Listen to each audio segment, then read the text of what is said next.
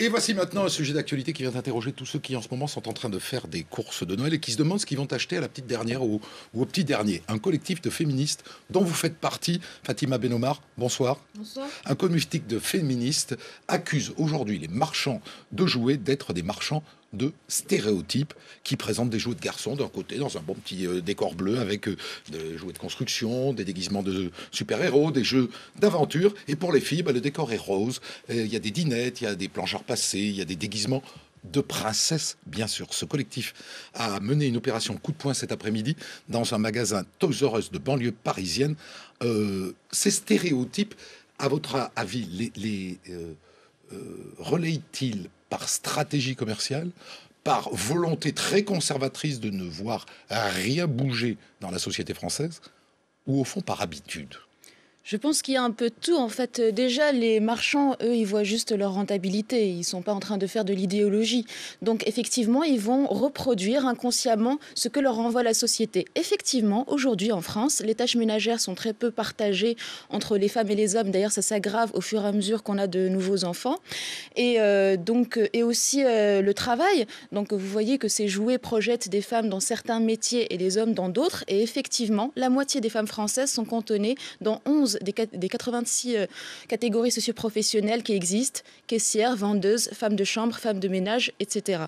Donc ça, c'est le phénomène de reproduction des stéréotypes. On va dire que les petites filles vont être attirées par ce qu'on projette déjà sur elles.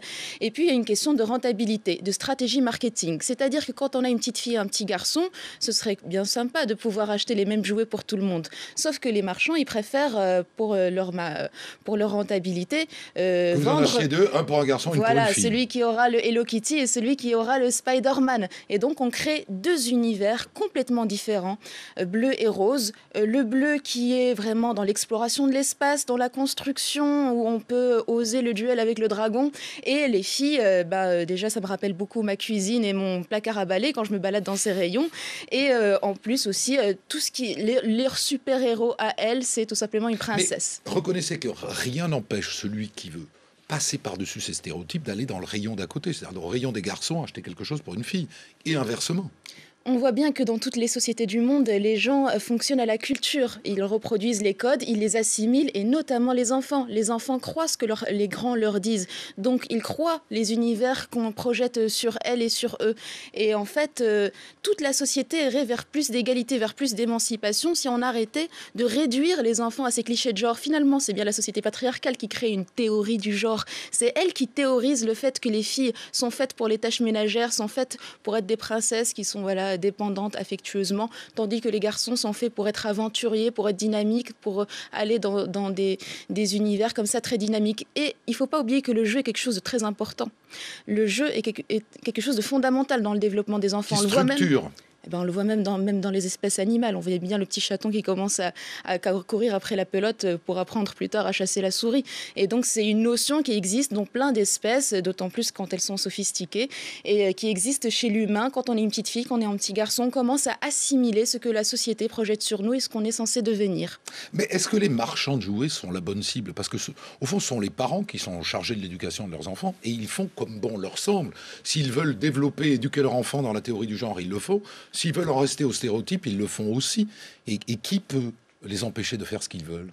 Je pense que déjà, les parents sont plus sensibles qu'on pense une fois qu'on discute un peu avec elles et eux. C'est ce que l'expérience que vous avez faite cet après-midi à Toys R Us? Franchement, oui. Quand on explique aux mamans que justement, il y a eu des apports théoriques du mouvement féministe qui ont expliqué pourquoi les filles vont tenter moins de métiers ambitieux, vont moins monter dans la hiérarchie d'une entreprise, vont tout simplement moins avoir d'ambition, il y a quelque chose qui les a timorées dès le départ par rapport à l'espace qu'on a tracé pour elles, l'espace où elles se sentent légitimes d'exister, notamment par rapport à tout ce que renvoie ces jouets. Et je pense que petit à petit, au début, elles disent « Wow, vous allez trop loin, ce ne sont que des jeux ». Elles peuvent être sensibles à ce genre de raisonnement.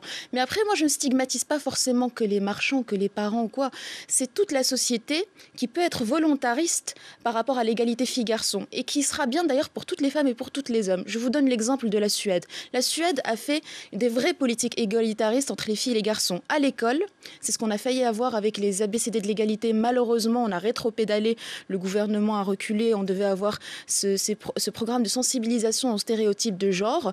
Et on voit que la génération d'après, les filles et les garçons ne se réduisent plus du tout à ces clichés éculés, les parents ne sont plus du tout attirés par ces jouets, les marchands s'adaptent eux-mêmes. Et je vais même vous dire, en France, on a d'énormes crispations, par exemple, quand il y a une séparation entre une femme et un homme, on voit même des associations d'hommes qui disent « nous aussi, on veut avoir la garde des enfants ». Et bien en Suède, vu qu'il y a eu des vraies politiques volontaristes pour que le congé parental soit, par exemple, très paritaire, très partagé, les hommes sont beaucoup plus investis dans l'éducation des enfants et en cas de séparation, il y a beaucoup plus de papas qui ont la garde des enfants. Donc c'est une société beaucoup plus émancipée et qui sort de tout cet obscurantisme, de toutes ces traditions qui, au fur et à mesure des recherches scientifiques, voient bien qu'elles ne sont plus actualisées. Un petit garçon qui se déguiserait en princesse, ça serait une victoire pour vous? Je ne sais pas si ce serait une princesse, ce serait une victoire, pardon, parce que j'ai l'impression que justement, ce qu'il faudrait un peu plus démocratiser, c'est toute l'imagination qu'on projette dans l'univers des garçons. Par exemple, moi, quand j'étais petite, j'aurais adoré sauter d'arbre en arbre et être accrochée à une liane. Et je me souviens très bien de l'âge où j'adorais, moi j'étais très casse-cou avec mon cousin, et on m'a commencé à me dire, maintenant Fatima, tu descends, tu vas te salir, c'est pas bien, et que lui, on le laissait explorer tout cet univers aussi. Ça ne vous a pas empêché de devenir ce que vous êtes devenu. Voilà, mais franchement, il y a eu un énorme travail de déconstruction. J'ai 30 ans, je suis née au Maroc, je suis née dans une société patriarcale.